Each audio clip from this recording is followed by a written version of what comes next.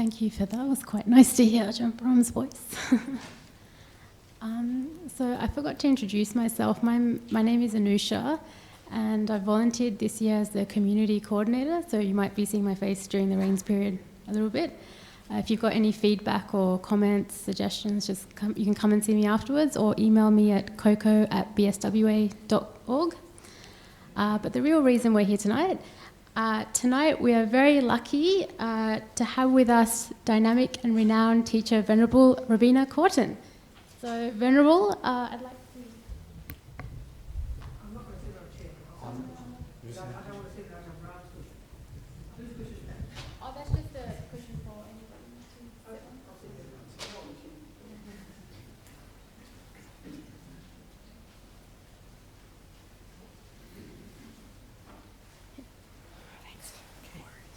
Thank you.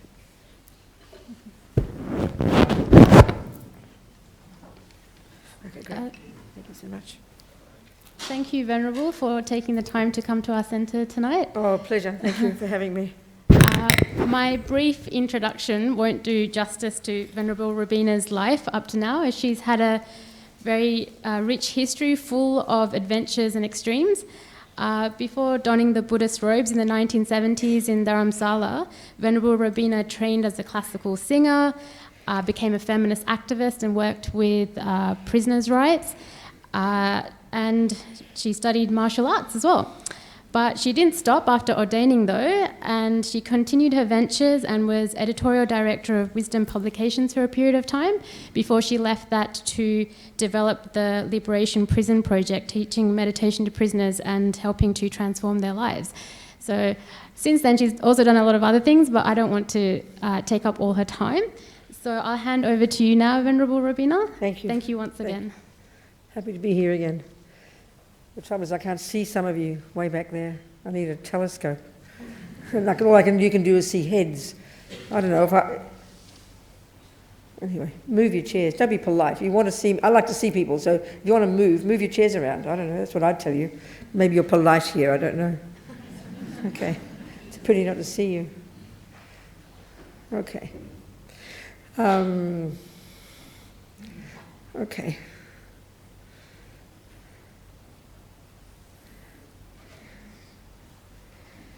I think there was some mention that I need to talk about how to handle, what is it? Letting go, missing out.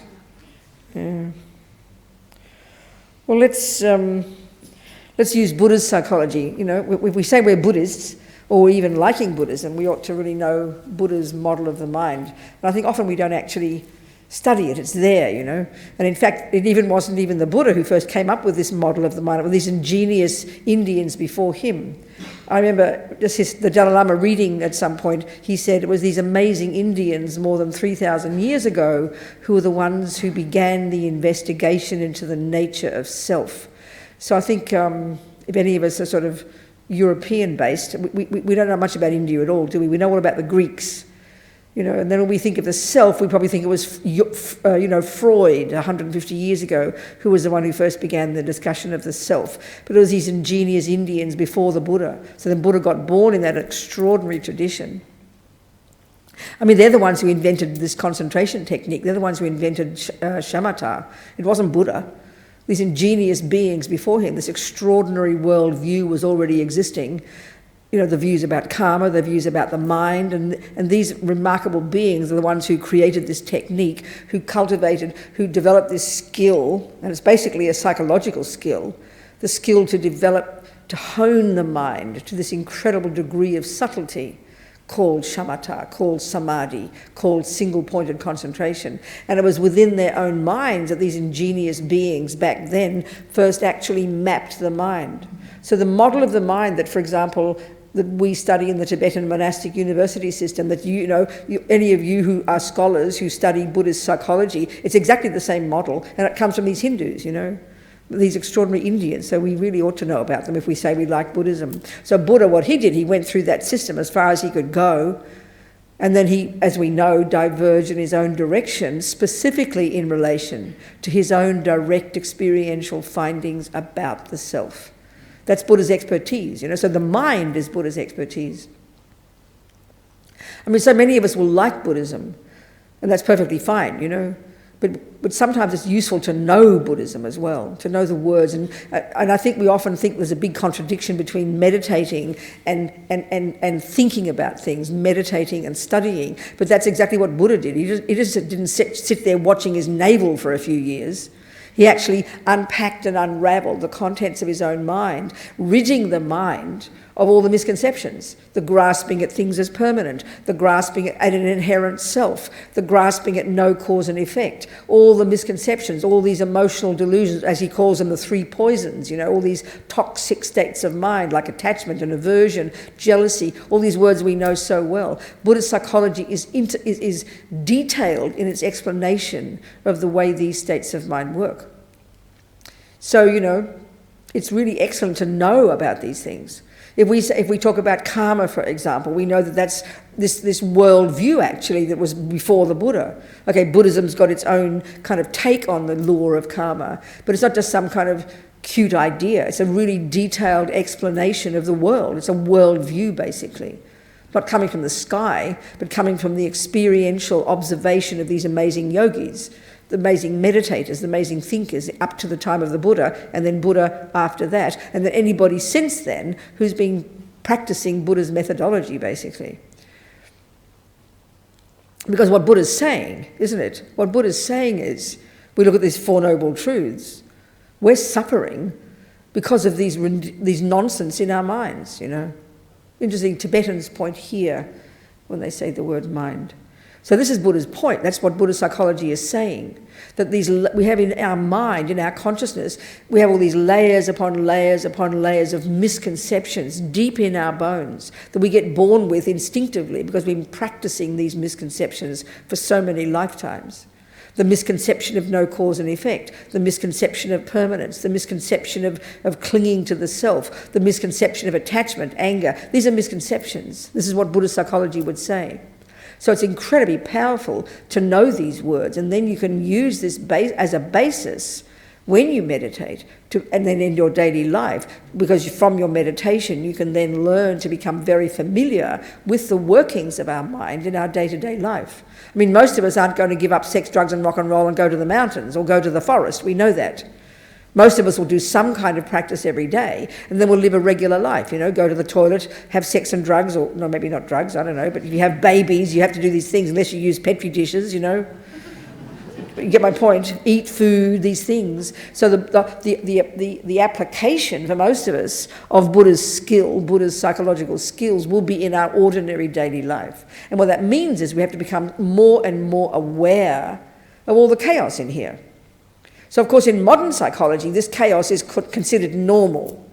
And our problem is in the modern psychology, because we're so addicted to believing that we're the handiwork of mummy and daddy, and that we're only physical, we only have a brain, and that we're the handiwork of external events, and then the causes of our suffering and causes of our happiness are out there somewhere. So when we go to our therapist, we look out there for like needles in haystacks for the causes of my problem.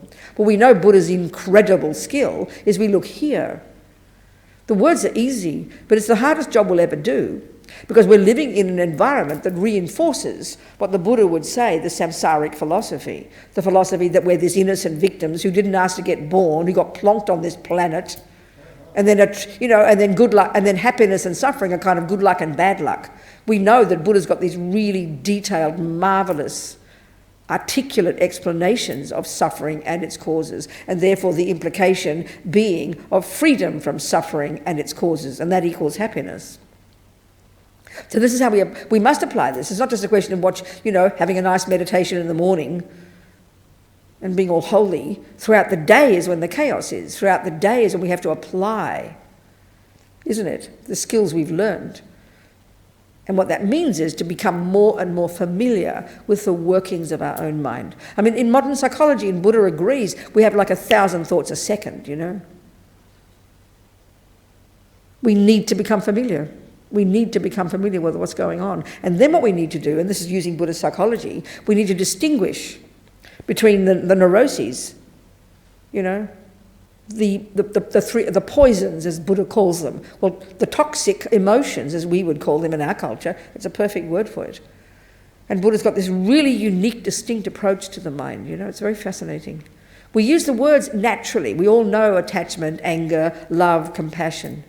We know these, but I think we kind of buy into, without thinking, we buy into the materialist model, which gives equal status to all these states of mind.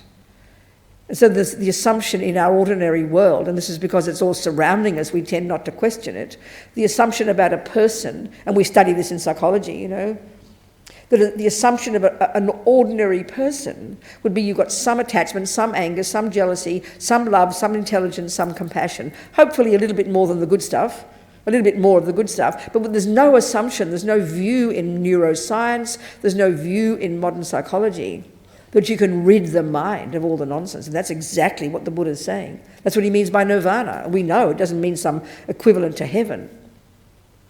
It's what you will accomplish. Having achieved shamatha, with this brilliant skill of clarity, then doing the unpacking and unravelling and the deconstructing of the poisons in the mind, the stuff that the Buddha has found from his own direct experience that are not at the core of our being. This is Buddha's extraordinary, radical finding from his own experience. I mean, we know he's not a creator. We know it's not from revelation that he discovered this. He's discovered it in his own being. So it's a full-on job that he did, and that's the job we are attempting to do if we say we like to be Buddhists, is to achieve the cessation. Hear the words, to get rid of ego-grasping, attachment, anger. This is an outrageous concept. I mean, if one of you is a therapist and I come and ask you to please give me methods to get rid of all attachment, all fears, all ego, all jealousy, all depression, you'll think I'm mentally ill. Give me some pills to calm me down. But this is precisely, no more and no less, but precisely what Buddha's saying.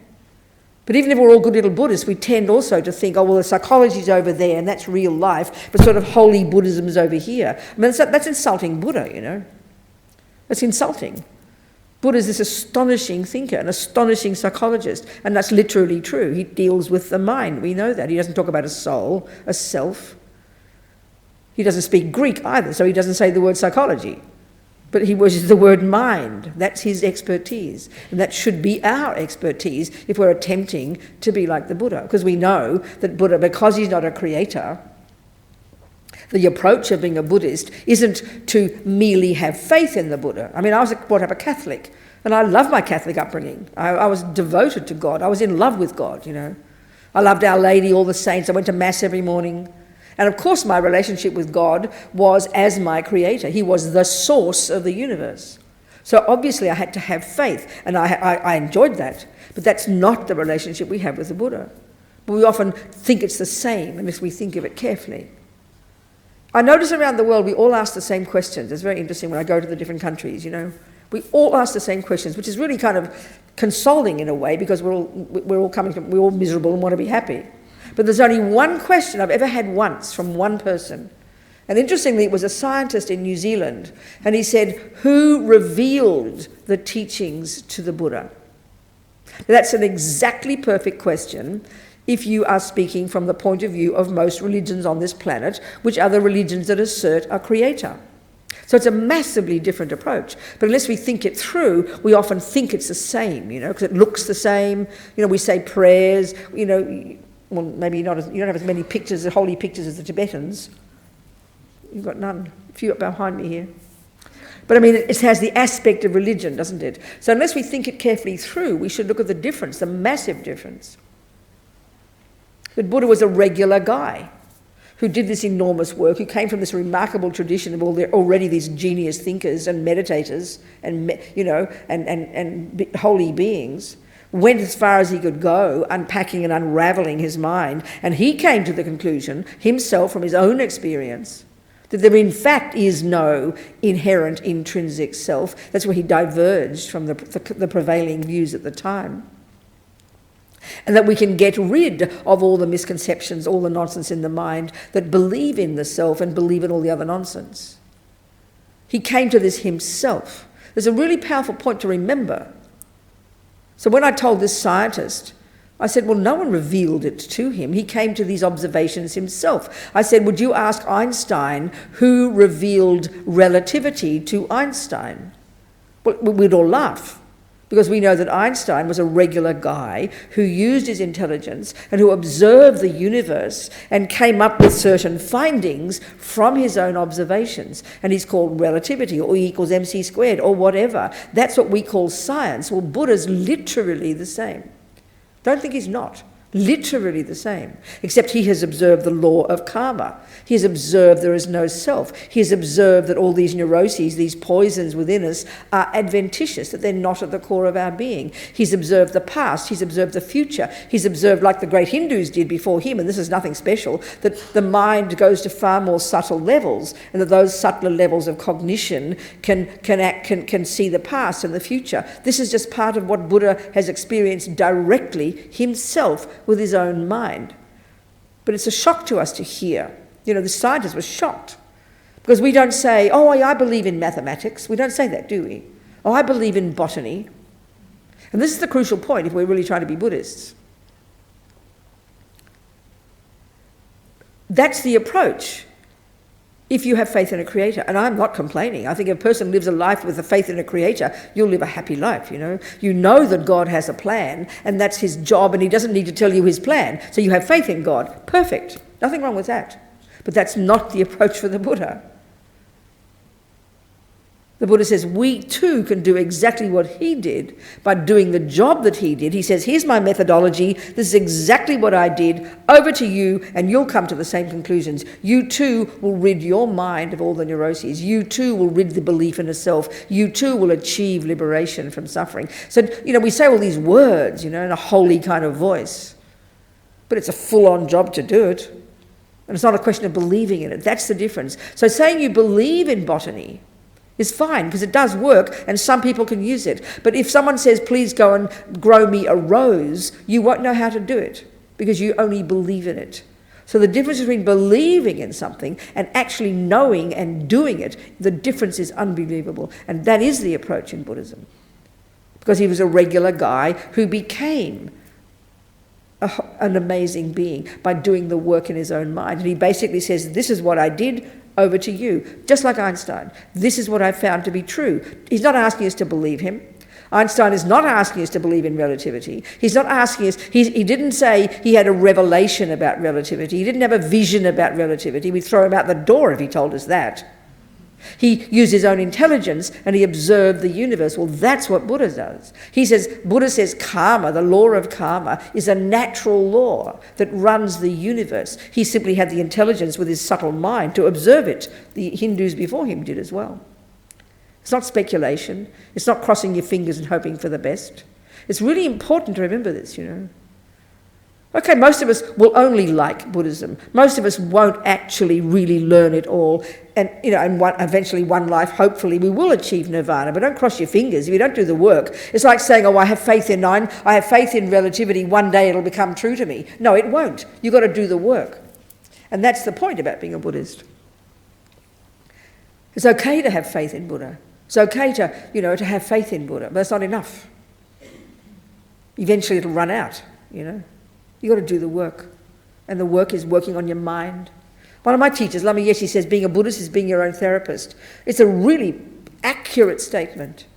That's why you've got to have samatha. So you have focus. So you can see what in the name of goodness is even some level of focus, you know, or even a tiny bit. So that during your daily life, because like I said, most of us won't go into the forest or go to the mountains and give up sex, drugs and rock and roll and seriously do the job of achieving nirvana. Most of us will live a regular life. So we're living throughout the day, and the mind is there working non-stop, 1,000 thoughts a second, underneath everything, isn't it? While we're on autopilot, eating, sleeping, going to the toilet, brushing our teeth. And our trouble in our culture is that, you know, this is our tradition, the world.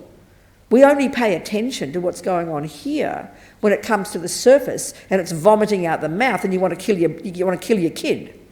Oh, I'm angry, what'll I do? Well, it's a bit late to notice, isn't it?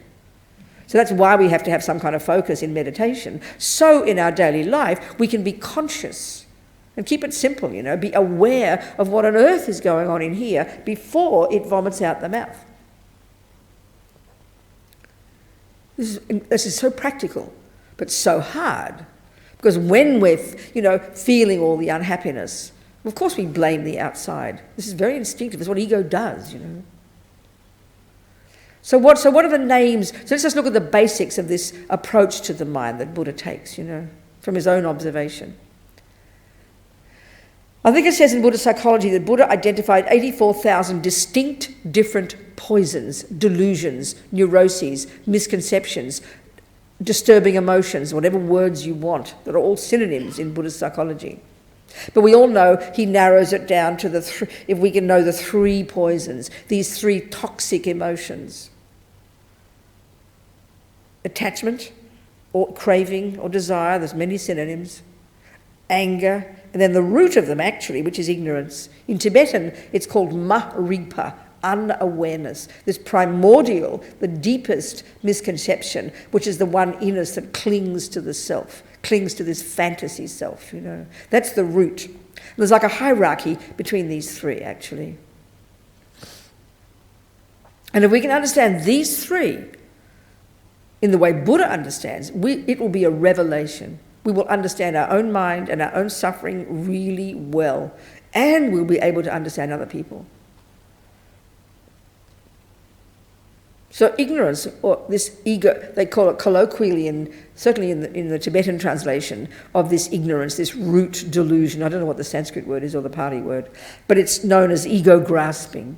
And it's this primordially deep, deeply instinctive, beyond intellectual, mostly like a sleeping lion that's there driving everything within us. Its nature is fear. Its nature is fear and panic. And so what it is this awful sense of a separate, bereft, unhappy, miserable, concrete, solid me. Deep in our bones, at the level of an assumption. Its main voice in day-to-day life is attachment. Effectively, in the Four Noble Truths, Lord Buddha says, and the second noble truth, this effectively is the main cause of all suffering in our day-to-day life. So on the face of it, using the word as we use it in modern psychology, attachment, or modern life, it sounds a shock to us. The view we have of attachment is virtually synonymous with liking somebody, being close to somebody. And that's okay to use it in that way, but if you want to understand Buddha's use of the word, don't just put your own definition on it. That's kind of insulting. Learn his definition. And the way to, even before we go into these 3, the crucial point in Buddhist psychology that is unique to Buddhist psychology, is unique to the Buddha's approach, is that we can divide the contents of our mind. I mean, if we've got, we can divide the contents into 3 categories. All these thousands of thoughts raging on deep in our bones. There are those that are the neurotic ones, and like I said, Buddhism's identified 84,000 of them. Then you've got the positive ones. Compassion, love, empathy. And these words have a real powerful meaning. Negative, positive sound kind of cute to us. They sound a bit judgmental, But they've got very precise meaning in Buddhist psychology. And then the third category, they're called neutral, but in a sense, I like to call them the mechanics of our mind. And there's, again, a very specific meaning. Like, for example, the ability to concentrate, the state of mind called mindfulness, the state of mind called intention, attention. There's discrimination in the Buddhist model, when the text that we all use in all the traditions, the same text. There's many of these, and these are like the mechanics of the mind. So whether you're a murderer or a meditator, you need concentration. You need good memory. You need these. These are crucial. So, but then they're not in their nature virtuous and empathetic like love and compassion. They're not neurotic and delusional and toxic like attachment and anger and pride and jealousy. So Buddha makes this clear distinction. And this is not the way we think in modern psychology. So we really need to know this. And so that means our crucial job, using Buddhist model of the mind, based on getting some level of mindfulness in our meditation, some level of concentration, some level of, shamatha, then in your day-to-day life, you can hear the workings of all this crazy stuff in there, all like a big soup. The love and the compassion and the attachment and the anger and the pride and the jealousy are all mixed together like a big soup. And we can't tell one bit from another because we don't pay attention. We look out there. We notice the objects of our senses, you know. We're addicted to our senses as far as we're concerned, and as far as the materialist model is concerned, this is who I am, you know. So there's nothing in our culture that demands we pay attention to our thoughts and feelings and emotions until it's too late. And that's the tragedy in our culture. That's why we have mental breakdowns.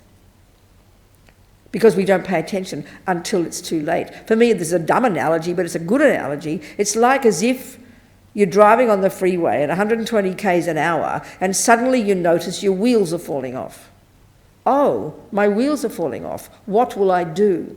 We all know, because we know there's maintenance, and we know that wheels don't normally fall off because we have maintenance. It never gets to that serious level.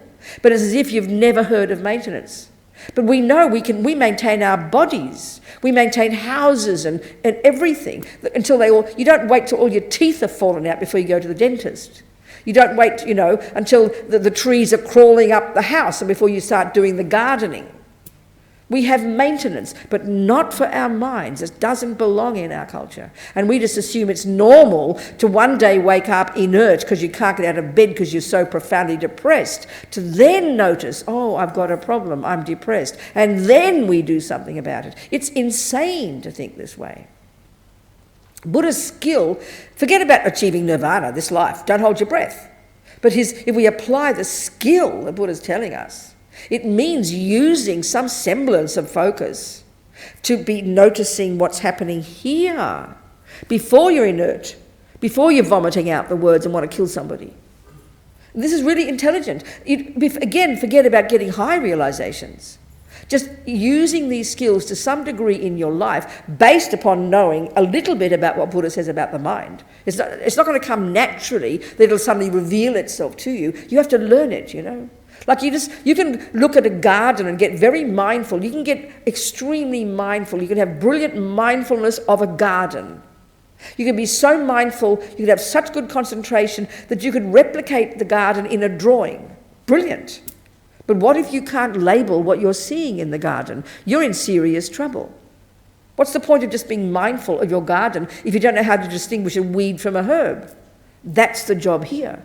The reason we got mindfulness is so we can distinguish the weeds from the herbs before they completely are entangled together. And that's the job that's not easy, but that's our saving grace. That's the consequence of reasonable Buddhist practice every day. But you've got to know what's there when you see it.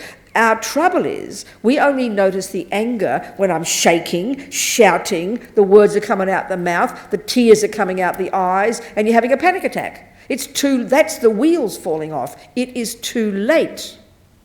That's the thing about the modern psychology. It's only when we notice it in our body. It's only when we notice our emotions through our body that we notice. That's when the wheels are falling off, and that is simply too late. The mind for the Buddha is not your body. It is not your brain.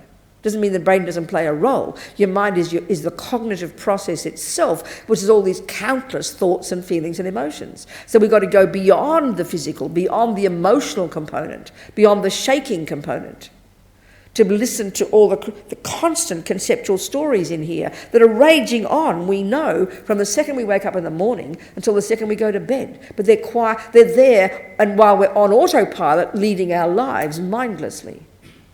And then, because then things stir up, and your husband did this, and he didn't put the toilet seat down, and the kids shout too much, and the car jumps in front of you, and the lights are red instead of green, before you know it, there's a straw that breaks the camel's back, and you want to kill somebody.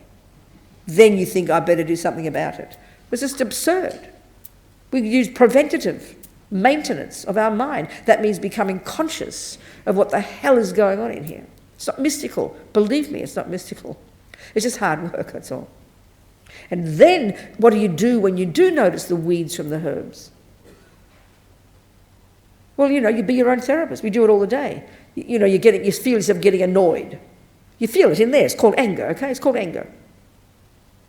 So you talk to yourself. You bring out the good roommates. You bring out the love and the wisdom and the kindness and the forgiveness and the generosity and the patience that are usually hiding under the bed because the anger and the jealousy and the neurosis are running the show, They're the voices that are loud inside us. And when they're really strong, we can't hear the other ones. So it's a practical thing in daily life. Don't make it mystical, you know, being your own therapist. You're working with what's going on in here before it gets to the level of emotion. So, okay, back to these toxic emotions, these three poisons, as Buddha calls them. The ego grasping, the root one, so primordial. Then its main voice is this attachment, as a result of the attachment, when it doesn't get what it wants, that's aversion. These are the three. Ego grasping, so forget that one for now. We've got attachment and aversion, and we go between these 1,000 times a day. These words are cute and simple, but the Buddha's understanding of them is quite extraordinary, you know. So what is attachment and what is aversion? Well, this attachment is the motor that drives us. And here we're only discussing the neurotic ones, the toxic ones. The virtues are there. They're our saving grace. But we've got to identify the weeds if you have to pull them out, don't you? So attachment is multifaceted. The deepest level of energetic level of it, and Buddha says it's because we practiced it in countless lifetimes, we come fully programmed with all this stuff at the first second of conception in our mother's womb. It's at the deepest, most energetic level of this attachment, this craving, this whatever you call, is this powerful feeling of dissatisfaction. Never having enough. No matter what I get, not enough. No matter what I do, not enough. No matter how much you tell me you love me, never enough. It's the default assumption of never enough. The glass always half full. And it's not cute, it's profoundly deep inside us. And this is a function of attachment. So naturally, because we feel we haven't got enough or aren't enough, then this gives rise to the next function, the next aspect of attachment, which is this emotional hunger, the feeling of neediness, of emotional hunger, of craving, of hunger for something. And so the something, the first obvious level of something this craving dumps itself onto is the objects of the senses, which is the world out there. So this feeling of this neurotic I is really a feeling of being separate, this poor bereft me here and delicious ugly world out there. So attachment gloms onto whatever's out there due to whatever connections you've got, food, things, sounds, smells, you name it, the objects of our senses. So the attachment runs like a magnet to one or more of those objects. With the assumption of attachment is when I get it, it'll fill up the gaping hole. The next function of attachment, and this is its worst crime, it grotesquely over-exaggerates the deliciousness of the cake, the person, the sound, the thing, whatever, you know. It completely exaggerates. And then we believe in that story. And then we get the object, and then the anticipation and all the expectation is the next function of attachment. And then the possessiveness. All of this is a function of attachment, and it's working in our mind 1,000 times a day, at subtlest levels. And again, we only notice it at the grossest level, but it's just constantly there. So a way of summarising this attachment is it's this frantic junkie in us, every second, that's frantically desperate to get only the nice things. Or another cruel way to put it, attachment is this junkie in us that frantically wants what the supposed I wants every millisecond. So it's frantic, you know, all the time there, quietly. But our trouble is we only notice it when it's severe. That's the trouble. So what it gives rise to, the millisecond it doesn't get what it wants, that's called aversion. So aversion has a whole spectrum. So the normal, volatile, screaming, yelling, shouting level of aversion is what's called anger. Milder levels of it called irritation, annoyed, frustrated, upset, or anxious, worried. They're all on the spectrum of aversion, which is thwarted attachment. And then all the way internally to despair and depression. These are all manifestations of aversion, which is the response when attachment doesn't get what it wants. And that's 1,000 times a day. But we don't notice it until it's too severe. That's our problem. So paying attention, getting some meditation, and that bringing that skill to pay attention, not in a sort of mindless way, like there's anger, there. It's good to do that, we need to do that, but then you've got to make some decisions about what to do with it. When it's really volatile and you're driving the car and there's no time to be too mindful. We've got to learn the skill based on concentration to then be observing the workings in here. And they're so subtle, working at such a fast level. 1,000 thoughts a second. Even modern psychology says that. Buddha would agree. And all these emotions, which is what we notice when it gets to the level of the body, they're all rooted in being these very subtle conceptual stories deep in our bones, This is just straight from Buddhist psychology. I'm just speaking in an Australian way, that's all. And this is Buddha's expertise.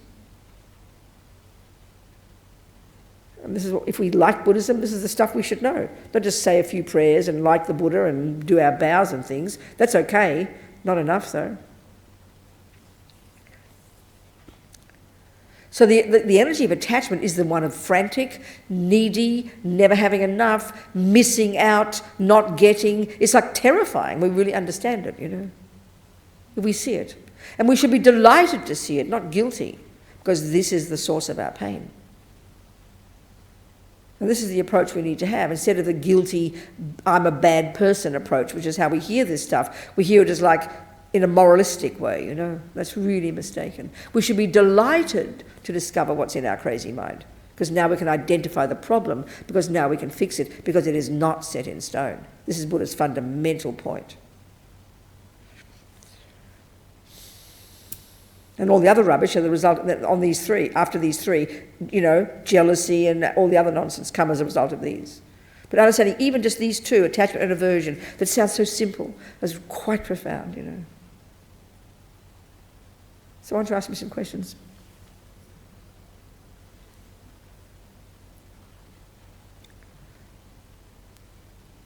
If you'd like to. It's good to have conversation.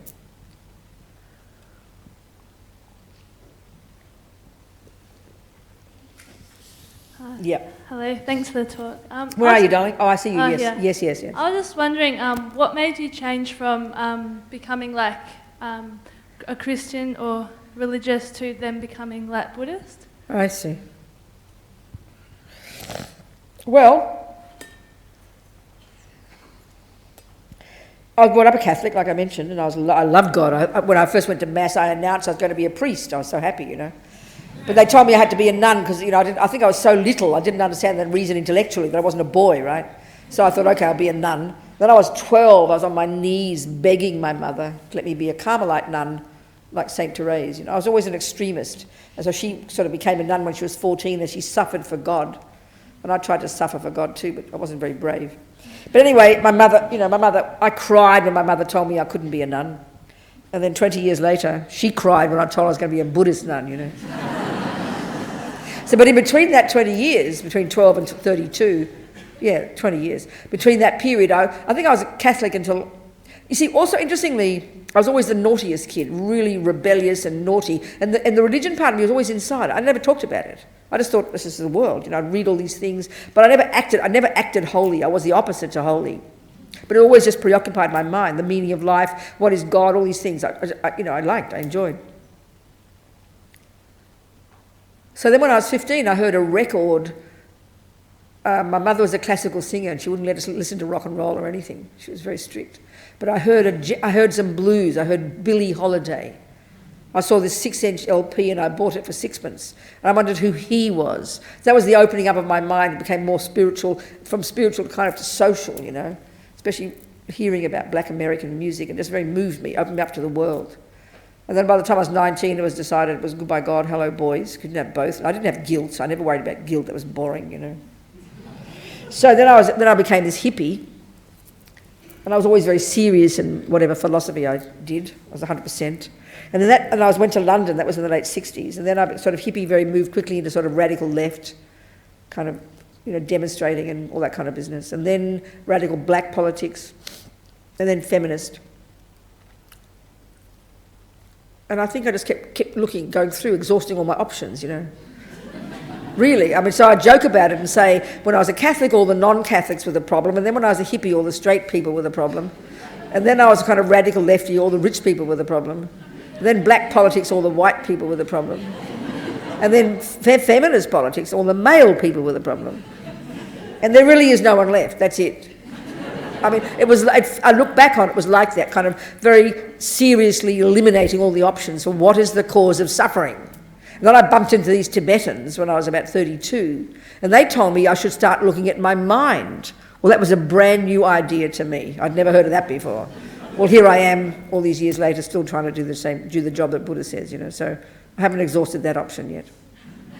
So it was an evolution, really, trying to find, I don't want to sound too holy, but I was always trying to understand the meaning of life. I don't want to sound ridiculous. No, I wanted happiness, but I wanted truth. But more than anything, I wanted freedom. So that's why the thought of living with one person in one bed, I'd rather go to prison, That never appealed to me, I promise. I mean, it never appealed to me. I'm not trying to be cynical or anything. I'm happy for you. But it was clearly a no-brainer for my mind. Absolutely, I tell you. I wanted freedom. So it suits me to be a monastic. Suits me completely. Will that do? Okay. Anybody else? Yeah. Thank you very much for your talk. I think you should go down to Bodhiana and... Say again, what? I think you should go down to Bodhiana and chat with Ajahn Apasama. You'd have some great stories to swap. We're friends.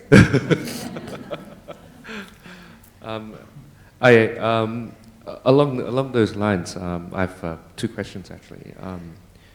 First of all, as you mentioned, the Fourfold Noble Truths, would you summarize that it would actually be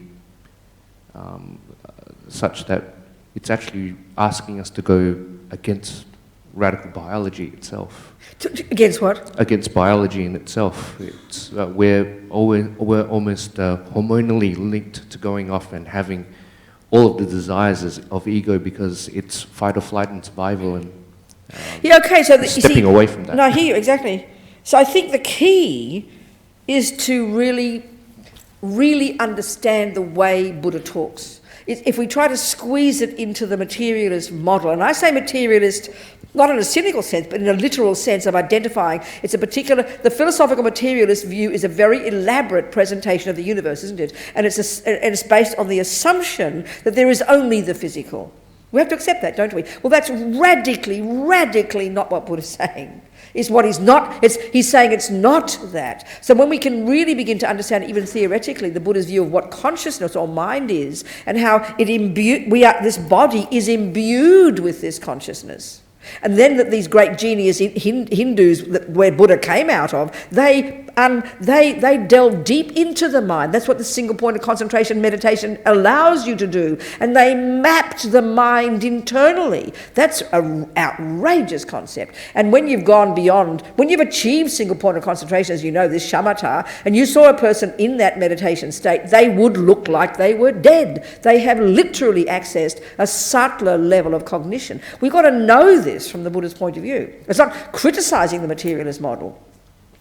And it's only when we've begun to get single point of concentration that we can get really to seriously have some real ability to distinguish the mind, the subtler level, from the physical, because the senses are overwhelmingly powerful for us, aren't they?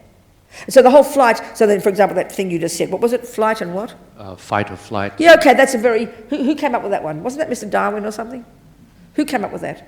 Wasn't that Darwin, instinct for survival and all that business? That's survival of the fittest. Okay, good. Well, when we take that term, it's very powerful. When you study the text in more depth, you study the model of the mind. Ego grasping, marigpa, the root delusion, ignorance, I don't know what it is in Pali, whatever, the root delusion, such that that's the one that's cut when you've achieved selflessness, when you've realised emptiness, that is totally mental, not physical. But because mental and physical are utterly interconnected, then we can't tell the difference. So naturally, in the materialist model, we apply that to the physical, the fight or flight. But that's ego. That's the ego grasping. Buddha, I think, would like, as a synonym for the root delusion, the panic-stricken clinging to the self, which is so instinctive. I think instinct for survival is a good synonym. So when you're a realized being, you have complete control over that. So, for example, just an example, one of my teachers, Lama Zopa, who is, in the Tibetan tradition, they have this system of recognizing reincarnated meditators from the past, right? So he's a Sherpa, and up in the mountains, and I was interviewing his sister recently. We were up there, I led a trek up there. We go every March up there. It raises money for that place. It was a monastery, and it was the cave of Lama Zopa since he was his past life and his present cave and a monastery. Amazing place up in the mountains, 4,500 metres up there. So I was interviewing his sister about him as a little boy, because I was supposed to be doing his biography. So he's renowned as a meditator, blah, blah. So that means the assumption would be that in his mind from the past, he's realised selflessness. He's achieved, the realisation. So there he is on the Bodhisattva path, coming back again, whatever, you understand. I think there's different interpretations in the Theravadan teachings of the Mahayana. We'll never mind that. But, because there are many views, it's very, very delicious actually, good to debate them. So when he's a very little boy, he was 8 and he was up in a monastery, because they'd already identified him as a reincarnation. He had showed exceptional qualities, he remembered who he was, he'd say the name of the past life, all sorts of things that seemed to indicate he was a special little boy, So there he was, 8 years old. And he told this story about how these people on the other side of this big river, and they were unusual looking people for him. They had straw-coloured hair, pale faces, pale eyes. Well, it sounds like white people, doesn't it, And he hasn't met white people before. He knows brown people. So he wants to meet these white people. So he goes with his bowl of potatoes on this rickety bridge, but he falls in the river. Of course, they don't teach them swimming up there, do they, So he's drowning. So the way he told the story later is a really telling way of the way yogis' minds works, meditators' minds naturally are, if they've got these realizations. So he said, the thought occurred to me, the person known as the Laudo Lama, that was the title he had, is about to die. Very clear. The person known as the Laudo Lama is about to die. And then he said, I didn't know anything about emptiness. I knew nothing about selflessness, but there was no fear. Now the point is, in the materialist philosophical model, if you haven't got panic and fear, you won't know what to do. You'll just sink to the bottom of the river and go, oh well, I'm drowning, what the hell? So we assume you've got to have this panic, right? And that is indeed how everybody is, because we've all got ego. But if you've gone beyond ego, even though he was fighting to survive, he said the head came to the surface for air. But the point is, and this is shocking for us psychologically, his mind was clear. He didn't have any fear. Fear is the voice of all the neuroses, all the poisons. And that's Buddha's point. When you've realised emptiness, even relatively got some realisations, there's no fear. The mind is brilliant and clear and stable and empathetic and kind. That's a radical concept in modern psychology, and it does not fit with our model at all. So we have to understand the Buddhist one and then find the way to come together. That's why the last 30 years, all these conferences the Dalai Lama's been having with the best brains in the West, they've all been published. There's an organisation called Mind and Life. Really, for the first time, scientists looking into the Buddhist views, and they're astonished at the amazing, the amazing philosophy and psychology in Buddhism, which has been fantastic. I mean, some of the stuff of neuroplasticity now is coming from the experiments on the brains of meditators. So it's marvellous, these conversations coming now. But we can't just squeeze, I'm not saying you're saying this, but we can't just squeeze our vague notions of Buddhism into the modern system. We have to know them both and then bring them together. It's very marvellous to do it. Do you understand? My second question is a little bit more personal. Go. I've been studying Buddhism on my own accord, and I think one of the... Bit loud, I can't quite hear you. One of the first questions, I guess, comes back to this lecture, which is fear of missing out, or as I can't hear you so well. I'm really sorry. Back to to this particular lecture, which is fear of missing out, and okay. We call it in social media FOMO. Yeah, okay. One of the first fears of missing out is when one walks along the path of studying Buddhism, is which particular flavor of Buddhism, Theravada, Mahayana, Tibetan, etc. I'm just wondering whether you could give us some of your insights as what brought you to the Yeah, Tibetan well, sect. missing out is the function of attachment. You see, attachment is like the little bird in us that's coming from the feeling of not being. And keep it there, mate. You have to say more. Keep it coming from. See, the overt function of attachment is this coming from the deep feeling of never being enough. Is I've got to get more. I've got to get something. So it's painful. And especially with all this business of, yes, as you said, social media, is the feeling of, because what attachment does is exaggerate the deliciousness of things out there. And so then if there's low self-esteem, we exaggerate everybody else's happiness. When you're lonely, for example, you think the whole world is full of happy couples all walking down the street. I mean, it's like ridiculous because it exaggerates. So there's a sense, this is where we have to understand attachment at a deeper level too, and I've got a feeling this one, the deeper level of attachment, it's very depressing, you're going to hear it, is not just the objects. The objects, sex, drugs and rock and roll are kind of easy to identify as objects of attachment, but the deepest, most primordial one, is attachment to being seen as a nice person, attachment to being approved of. Simply speaking, attachment to being liked. This is the most primordial, they say, and the hardest to go. They say they use the analogy of a meditator up in the mountains or in the forest, whatever, who's given up everything. They're still thinking of what the people in the village are thinking about them. This is the one that's the deepest suffering in our daily lives. It's the approval. And because the world is so insane right now, the entire world is naked to everybody. Everything is out there. Everything is shared, So it's this is the nightmare one of we need to be approved of, and that's the deepest feeling of separateness. We're frantic for other people to say, Robina, you're a nice person. And almost like the neediness is, the sense of separateness is so miserable that it's like we don't think we are anything until someone says I'm something. That's the depth of this attachment. That's the deepest, most primordial of our suffering. Rampant these days, I'd say. Do we recognise? It sounds so... The simplest way of putting it, in the text they call it attachment to reputation. When you think, well, I don't care if I have a reputation. It simply means attachment to being liked. So this is shocking, because all modern psychology asserts that we are social beings in our nature, and we become a reasonable person by connecting with others. That's why... From the modern psychology, you can't comprehend what a person's doing meditating in the forest. These bizarre, strange, autistic people, what are they doing, There's no reference point for it in modern psychology. So we've got to understand Buddha's view if we're trying to explain it. Do you understand? So the attachment to being seen by others, it's since we're tiny, since we're born, we've been craving for mummy to approve of us. And then we go, oh, that worked, I'll do it again, And so then, even when you think of loneliness, it sounds shocking, but loneliness often is expressed as, I've got no one to share my thoughts with, no one to tell my stories to, no one to speak about myself to. So we've got to ask the question, what is it about my thoughts that are so horrible that they're nothing until someone else hears them? And if they're so horrible, why do you want to dump them on somebody else? Think about it.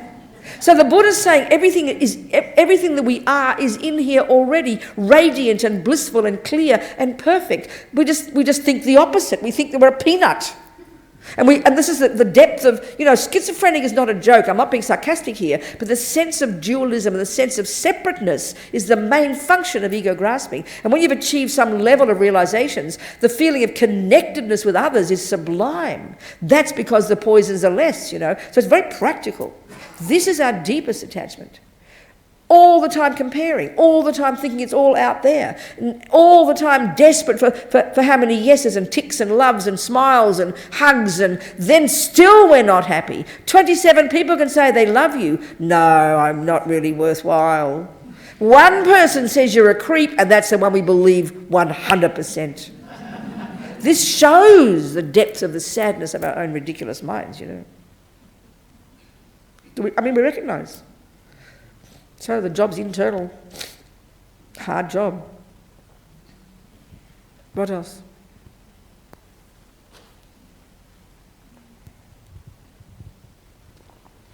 I have quite a few people in my life who are suffering. I have quite a few people in my life who are suffering from depression. Yes. And you could say it's quite late, like the wheels have fallen off. Yeah, that's our tragedy, because we don't notice it, isn't it, until then. What, do you have any just advice in general? Well, you know, all I can do is talk about, it's good just to listen to the theories about something. It's a bit like if you're playing tennis with another person and you're both disaster and you haven't got the right rules and you're wondering why you're getting knocked on the head and the net breaks and you break your ankles and the balls collapse and because you're not playing properly. And then what I'm meaning is you've got to start you've got to go back to scratch. Let's learn the rules properly, don't you? Instead of trying to deal with the nightmare you've created by playing wrong tennis. So what I mean is the best we can do if a person's inert with depression or overwhelmed with rage and want to kill their husband every day, you've got to just play safe. You've got to do what you can to nurture those people and do what you can to try and encourage. But if we look at the theories and look at the basics of what we could do from the beginning to learn it, do you understand what I'm trying to say? And that means this whole concept of understanding that depression is internalized aversion, internalized anger. So if 1,000 times a day, think of a simple daily life, 1,000 times a day, this attachment is this expectation that I must get only the nice things. That's its naked voice. It's in there, deep in our bones. Do you understand? So in one ordinary day, there's attachment wanting the nice things every second. So your husband's mean to you, just a moment. The weather's horrible. The food is not pleasant. The red light comes. You drop a cup while you're washing the dishes. Every one of those events is not what attachment wants. Attachment only wants the nice things. Can you hear that? And the thing is, everything builds up. In the Buddhist psychology, nothing we ever experience ever goes astray. Everything gets stored in our memory. So naturally, every second you break the cup, the red light comes, the hubby does this, you have unhappy thoughts. They don't just go in one ear out the other. They build up, and then one day you'll kill your husband or you can't get out of bed. And then we notice. So if we're beginning to notice a little bit every day and adjust when you break the cup instead of cursing yourself, that's called anger. But you don't go to your therapist, I broke a cup today. It's sort of you'd be laughed at because it's not serious enough. But that's a moment of anger. Right there, it goes in. It goes in. And it builds up, and then one day the straw that breaks the camel's back will come. So the whole idea is learning with some semblance of awareness, a little bit every day, knowing that it's all chaos and just join the universe here, it's okay, and then catching these baby events and adjusting them. So it's okay, Robina, break another cup. It's all right, honey, don't worry about it. I can handle the red light, Robina, it's all right. Let the husband leave the toilet seat up, darling, you can fix it. Little baby, I mean, it sounds cute, but a depression is the person who doesn't make it volatile. I would shout and yell when the cup breaks. Somebody else would sort of goes internal, and then eventually you become inert. So when we recognise that depression all the way to anger and anything in between is the response when this little neediness in us is thwarted. It's very subtle every second. So I'm just trying to describe the process, you know. And it really takes a while because in our own minds, even if we're feeling normal, relatively normal, we all can't stand all the miserable thoughts. We all wish they'd all go away. And that's one of our problems with meditation. One of our big misconceptions about meditation, it's like you do it when the wheels are falling off. I mean, if you and I are in love and having a perfect relationship, and someone says we should meditate, we'll say, what a silly idea, we're happy. So we only wait till you want to kill me that I have to start meditating. So our trouble is we see meditation as an alternative to a pill, and that's the wrong view. For the Buddha, learning to meditate is just so you can become skillful with what the hell's going on every day and then be your own therapist and deal with it in a practical way, you know. So I'm just talking theoretically. But if a person's seriously depressed, which is the commonest thing in the world, because we've all got attachment and things, we all don't get what our attachment wants every second. This is the nature of life. And because life is so much more fraught now, it's 1,000 times extra things every day. It's that much easier to get angry, get anxious, lose the plot, get depressed, have panic attacks. So we just have to, if it's a person we know, we just have to love them and support. And yet get whatever tools we can, including therapy, pills or whatever, use whatever we can, you know. But for ourselves individually, this is why, unless we hear the Buddhist one more deeply, we see it in a very religious, superficial way. I'm just talking here. I don't know. Do you understand? Yeah, I do. Thank you. I found that helpful, the idea that you said about... What, sweetheart? I said it's very helpful how you're saying the depression comes from the build up. Yeah, and like the continual aversion. Yeah, that's right. When things don't go right. So instead of getting angry with something, I mean, I'll give an example. It's very interesting. We've all got these different personalities, right? But it was a friend of mine who is not a volatile, angry type person. So it's the kind of person we'd say in the world, oh, she's not angry, she's very patient. But from the Buddhist point of view, we've all got attachment and we all have aversion, but some of us haven't got volatile aversion, which is what we call anger. And unless it's volatile, we don't think there's a problem. But the other extreme is depression, you know. So I remember when I was a radical lefty, you know, and all ideal, wanting to make the world a better place, that was the virtue in me, but I'd get angry, and it seems very cathartic, you know, you go around shouting and yelling and demonstrating and blaming and yelling, and so in other words, when my attachment wasn't getting what it wanted, I had goodness there. I wanted to make the world a better place, but attachment didn't get what it wanted when it saw all the bad things, so anger would come and shout and yell. That's how I dealt with it. Well, a friend of mine who's is younger than me, so she's in the environmental business, that's what we do these days, you know, political, environmental. But she's not angry, but she got so depressed, she'd have panic attacks. She couldn't even drive down the street with her husband in the car because she'd see the trees and then she'd have panics about the world collapsing. But it never became anger, but just became intense depression and panic attacks. That's exactly the same as mine, but hers went internal, mine was external. It's the same thing, attachment not getting what it wants. And it's the panic attack. When we can't, and in our culture, we don't distinguish between attachment and love, attachment and compassion. The good stuff's there. Compassion, wisdom, love, they're amazing. They're our saving grace. But the Buddha makes this utter distinction between those and the neuroses, and we have to learn to see the difference, you know. That's our skill as a Buddhist. Thank you very much. Someone else? Any points? Yeah. Hello. This may be a similar question to what's been asked before, but yes. I try to study and practice Buddhism. I follow teaching and meditate. But similar to the gentleman over there, it's sort of like, okay, you spend all this time on the cushion or watching teaching, and then you know, your friends are doing other things. Social media tells you what you should be doing. Your peers tell you, oh, you should be doing this on your weekend. You should be doing that on the other time. And sometimes when you're not as inspired with your own teaching and your own study and practice, it can be very distracting. So do you have any advice for people trying to follow a path in this kind of world? Yeah, I heard it in his that, but I can't go there. This is where we just have to have a skill, you know. It's like if you're first learning to play tennis, you've got to focus only on you've got to be around tennis players, you've got to go to the tennis club if you're serious. So you're going to be completely a fanatic, aren't you? Who cares about football? Who cares about anything else? You go to the tennis club. But as you get better at it, you can gradually get less fanatic and it becomes more integrated in you, and then you can go and have fun and be with other people because that's your life. If you want to go off and be a monk and don't do that, then fine. But if you're going to live in a life with partners and friends and family, you can't walk around looking like a holy, boring person acting like a monk. You're just going to be kind of be rude to everybody. It's not appropriate, you know. So you've got to learn to keep it internal. The more you internalise it, it then becomes part of who you are, and it doesn't have to be overt or expressed. You just act like a nice, funny guy. You even go to the pub. You might have a lemonade or something, you know, whatever. But no one's going to know you're this holy Buddhist.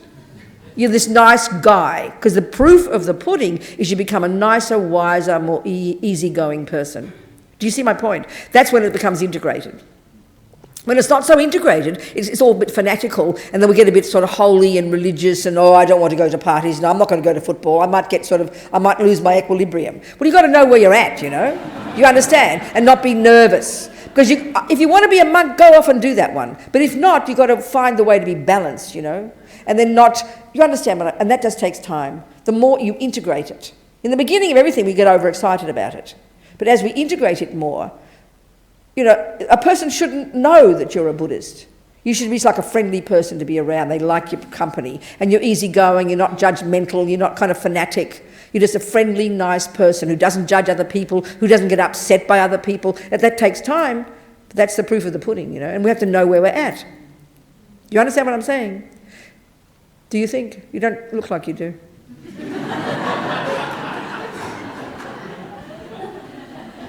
Answer, say something. I think what you're saying is perhaps it's about partly about attitude of not trying to be puritanical or fanatical about being a Buddhist, but also it's about giving the time to actually understand it so it can be integrated in daily life. See, there's this lovely analogy. They use it in the Mahayana, but I think it's everywhere. It's in all Buddhism. A bird needs two wings, wisdom and compassion. Wisdom and kindness. So wisdom is the internal. That's the retreat mode. Go to your meditation, do your study, go do serious. Then you come out and you join the world. And that's the kindness one. That's being with others without judgment, without neurosis, being friendly, cracking jokes, going to the footy if your kid wants it, without being, in other words, not keeping it internal. The real practice is when it's internal. But in the beginning, you need other friends to talk about it with and to have it there. But as you integrate it more, you become this better, nicer, easygoing person. If we end up being a fanatic kind of fundamentalist Buddhist, that's what we tend to think of as religion, and that's a nightmare. You just alienate everybody. And it's not helpful. People just get turned off. Do you understand? Are you with me? But that takes time. It just takes time. And it's really very private. The wisdom wing is like you internal. That's your private business. And then what you are for other people is what they need. You say you're with a friend. How are you today? Oh, yeah, I understand. The weather's bad, blah, blah. You just act normal, you know. Do you understand? But if you can't, you got to know where you're at. But the internal is your practice, and then what you show to the world is what's necessary and appropriate. Don't be fundamentalist. Don't kind of, I don't eat meat and I don't drink this. People just think you're boring because the world is a deluded place, So you got to just, you understand my point? You think you do. One step at a time, Who else? Yeah. So it seems like the attachment to approval kind of seems like it varies a lot from person to person. Definitely. Yeah, absolutely. So is it the hardest one for everyone to overcome, or just some people? The way they describe in the teachings, the grosser attachment is for objects, and some people might be completely obsessed with alcohol or sex or whatever, and that's so overwhelming you won't even notice anything else. But in general, the way they describe attachment, it's the closest to the way ego works. It's the deepest down one. It's an indication of this very sense of a separate self that finally goes when you've achieved liberation. So it's the closest to that, this sense of a me here. I understand. Bye, darling. I understand. So the sense of a me here, and then there's the world out there, and the more you become integrated internally, less neurosis, less attachment, more content, more wise, you become more connected to others and literally more fulfilled in yourself and not needy for others. And you have the courage to stand up for something without panicking that the other people disapprove of you. It won't matter. It'll be water off a duck's back. It is the deepest one. Do you understand my point? Yes, thank you. Yeah. Clarifies. Thank you very much. What else, people? Yes. Thank you for tonight. I'm just wondering, you talk a lot about the power, everything about the power of the mind. Can you talk about the power of the heart and virtues? Yeah, I hear you. That word in Buddhism covers it all. That's the thing, we use it so differently in the West. The mind is the word Buddha uses, and it refers to all the thoughts, intellect, concepts, feelings, emotions, unconscious, subconscious. It's the word that's used in Buddhism to cover the entire spectrum of all of it. Thank you. But can you talk more about the virtues? How the power of the virtues? Oh, the power of the virtues. Okay, the opposite to the miserable ones. Yes. It's good. It's uplifting, isn't it? That's right. Yeah, okay. So this is an interesting point because Buddhist teachings are kind of progressive, The very first level of Buddhism we know is he doesn't even talk about the mind. He just says back off and don't kill and don't lie and don't jump on too many girls and don't this and don't that and don't this. So he gives us these nice advice not to do rubbish, naughty things. So his assumption is when you begun to get control over your body and speech, which means behaviour, then you have the luxury to start to go to the mountains and start looking at your mind. And then when you've lessened the neuroses, you've pulled out all the weeds because they're choking the garden right now. And then you can now get to the next level and you can start to see that you can flourish and grow the virtues. So this is the levels of it. It does go in degrees. But in one day you might do different things. So the virtuous qualities, the way Buddha talks about the negative ones, they're the voices of this panic-stricken sense of a separate I. They're neurotic, they're panic-stricken in their nature, they're delusional, they're distorted, they're disturbing. The virtues are the exact opposite. They are in their nature connected to others. They're based in reality. There's a sense of interdependence. I mean, isn't it? When you're loving to a person, your sense of I is reaching out and encompassing the other person, isn't it? That's wisdom as well as virtue. Whereas the delusions are separate, panic-stricken, I-based. If we had mainly only attachment and anger and jealousy and pride, we'd be monsters. So our virtues are our saving grace. But sort of the irony of our virtues is, which is why we're in this room as opposed to the gun club, it's because of our virtues. But we often still make a big, the negative ones loom large and we don't even notice our own virtues. But we should remember them and then bring them out. I use the analogy of all my roommates in my head, right? And the crazy ones, always putting myself down, always negative, always guilty, always jealous, all of us, varying degrees. You understand? Worried, anxious, not satisfied, upset, nervous. Then they're the ones dominating our head, aren't they, those voices? Always dissatisfied with who we think we are, never quite good enough, blah, blah. Then the good ones are all there, but I kind of think about that they're hiding under the bed and in the cupboard. Bring them out, baby, you know, consciously bring them out. So one approach to working on your mind, from the Buddhist one, especially in the earlier stages, is you watch the anger like a hawk and you calm it down. You don't believe that, let it be. But another approach is just think a virtuous thought to counteract it, you know. So to actively practice having virtuous thoughts is such a simple practice, it's embarrassing, but we forget. Because we're so occupied with all the negative ones and so occupied with thinking they all should go away. Well, no, just drown them out with the good voices. You understand? Absolutely. This is the point. So it's a powerful practice, but you've got to know where you're at. If I'm in a victim relationship, which means completely ego, overwhelmed by misery, completely blaming my horrible husband for all my suffering, and then someone says to me he's got good qualities, excuse me, I don't think I'm ready to be able to hear those good qualities. I'm overwhelmed by my guilt and my anger and my rage because he's so mean to me. So you've got to know where you're at, you know. But if we can activate the virtuous thoughts, it's such a powerful antidote. Powerful. But that includes saying good things about ourselves to ourselves, praising ourselves. It's not arrogance, we almost get ashamed to do it. But in the Tibetans they use the word rejoicing. We should rejoice in our good qualities. Rejoice in our kindness, our patience, our virtue. Even just rejoice in the fact that karmically we've got good conditions which we karmically created from our past virtue. Rejoicing and delighting, because we can get overwhelmed by the rubbish, you know, and then it looms too large and we forget the goodness. This is, finally, as we're lessening neuroses, as we're progressing, getting closer to cessation of suffering, what you end up being is this blissful, radiant person, happy all the time, joyful, full of love and compassion. It's effortless then. But we've got to absolutely lessen the rubbish, control the behaviour, but actively practice the virtuous ones. So powerful. And that is uplifting. But that's the tragedy, like you and your friend who's depressed. When we're depressed, everything looks like we know that. The view of aversion is so total that you can see nothing good anywhere, especially in yourself. And this is the tragedy of all the way the delusions work, Buddha says, that they're set in stone. We believe 100% that I am this worthless person. Or when I'm full of rage, I believe 100% that he is that worthless person. So this is the suffering of the heavy delusions. So even if we can understand, I think, in relation to depression, even if we're, let's say, a Buddhist, there you are feeling the pain, feeling the distress, and it's so physical a feeling. But if we know even a little bit the theories of Buddhist psychology, then we can speak ourselves through it. You can kind of navigate it yourself with your thoughts. It's very powerful, that, with the positive thoughts. Do you understand what I'm saying? But it takes courage because we so buy into the feelings. And they consume us, you know. So when the negative feelings are so consuming, it's really hard to even conjure up a good thought. Do you understand what I'm saying? You over there? Do you understand?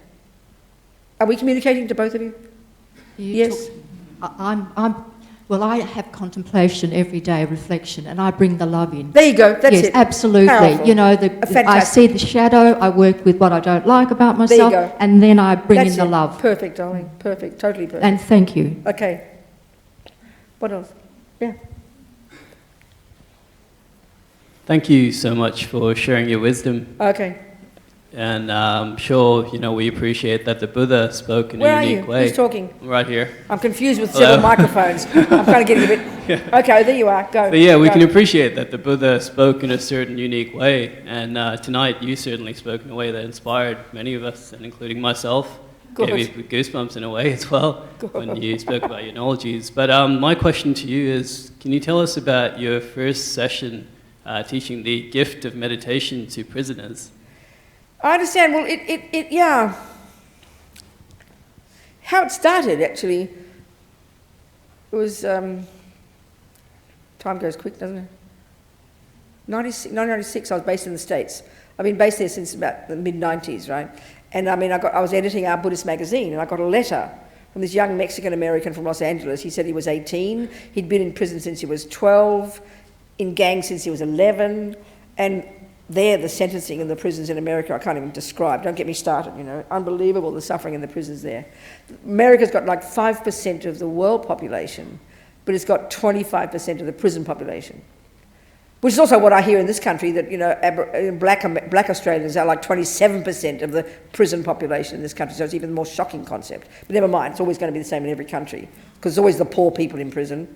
Always the poor. That's what I sort of noticed in America. I never met a rich person on death row, I promise, because they all got the lawyers, So anyway, this guy, he had read a Buddhist book. He was in one of these top security prisons, which is so common in America now. They call it permanent lockdown. And it was mainly because of the gangs. Gang activity is massive in the prisons in California. The Mexican gangs, black gangs, white supremacist gangs, all this stuff. So he'd read this book of one of my teachers, actually, and our address was in it, the magazine was in it, so he wrote. And it started from there. So I sent him a book and sent another book, and then I visited. He took refuge and took the lay vows and everything. And then it grew from there, really. So what we did was we had to decide what kind of service we'd offer prisoners, because we'd start getting more letters. After 1 year, I had 40 people writing to me. So it became a process that the service we mainly offered was writing letters, because the prisons in America, there's so many. Oh, sorry, I didn't finish my thing. They've got 5% of the world population, but a quarter of all prisons in America. Sorry, I'm confused. 5% of the world population, but 25% of the prison population. So a quarter of all humans on this planet who live in prisons live in American prisons. So it's astonishing. The sentencing is unbelievable. I can't describe to you. It's like a nightmare. So this young man, in his top security prison, in his cell 23 hours a day, because he's been in the Mexican gangs and they all get, this intense sentencing. So he started reading books. And that was a gift that we found was very powerful, because I couldn't go into every prison. At some point, we were getting 1,000 letters a month from people. So we had to decide on the best service we could offer.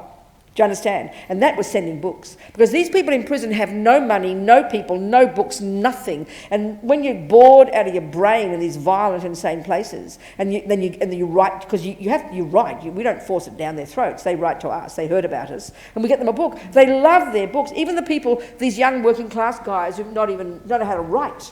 They'd write letters with phonetics, wanting something. And because they had nothing else, we'd tell them about meditation. Then I'd go to prisons occasionally, but we'd send books, and that was the greatest gift we offered, was books, because they had nothing else to do. So they were hungry for something, One of these little books we'd send, they'd tell me like 100 people would read them. A book was something so precious, because we couldn't go to every one. How could I go to all the prisons in America? It was impossible. We'd send books, and we'd have them mentors. People would write to them. And many of them have no family, no friends. So just having one person to write to give you courage and support, and indeed help you learn to meditate and those things. So it was the Buddha's teachings and having a friend. That was the gift. And that's still, I don't run it anymore, but it's still happening like that. Prisons in Australia as well. That was what we did. And then occasionally I'd go into prisons. I still do. And the way it works when you go into a prison, you either visit a person individually, or you get invited. The chaplain will hear about you and they'll invite you in. And then the prisoners come into the chapel and you give a talk, And then you lead them in meditation.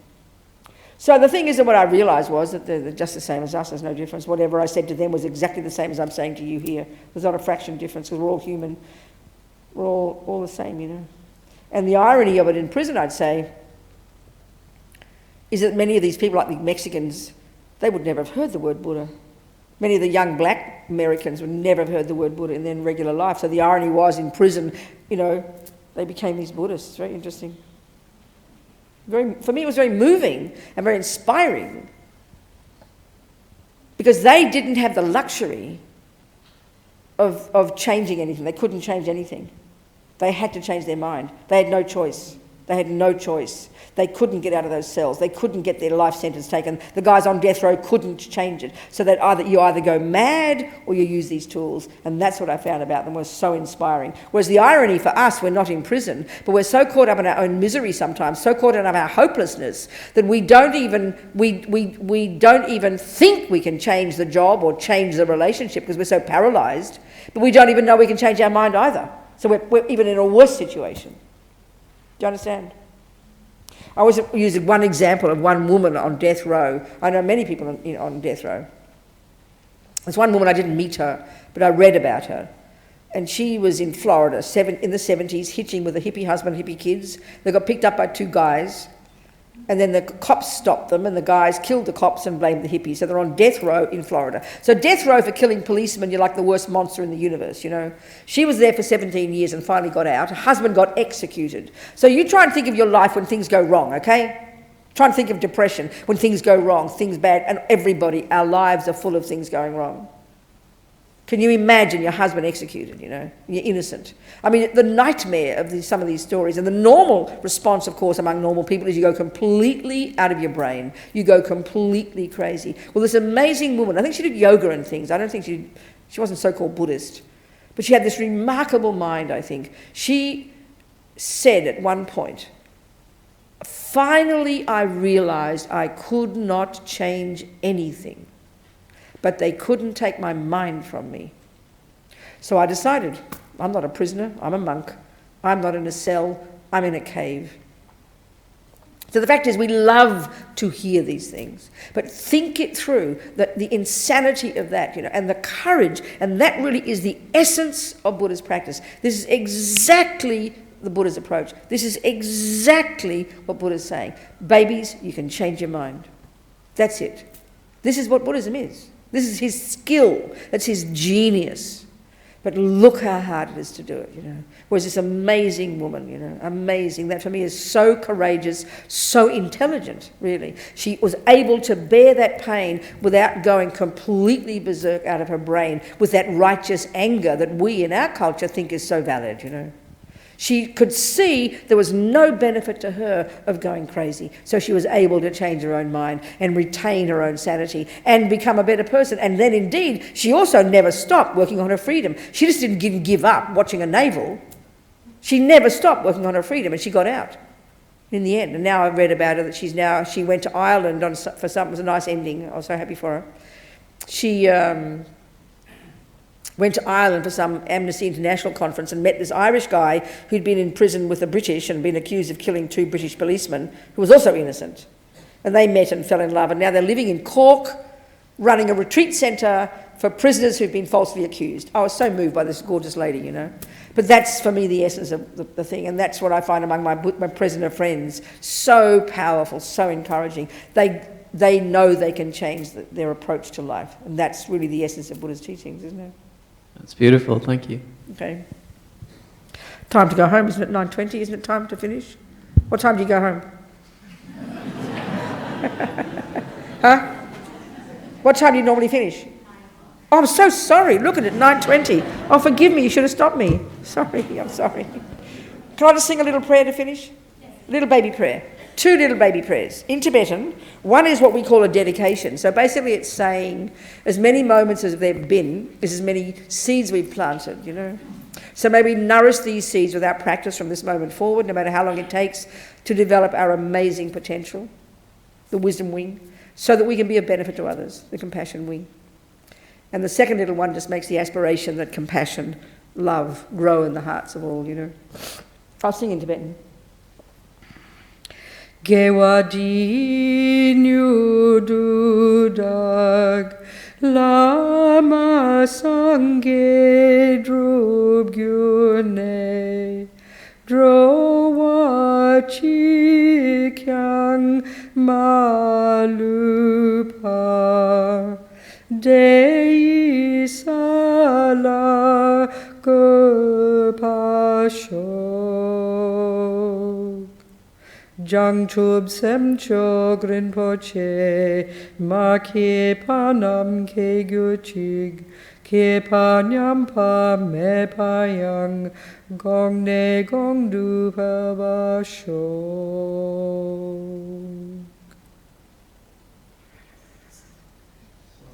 Thank you. Thank you. Thank you. Thank you, Venerable.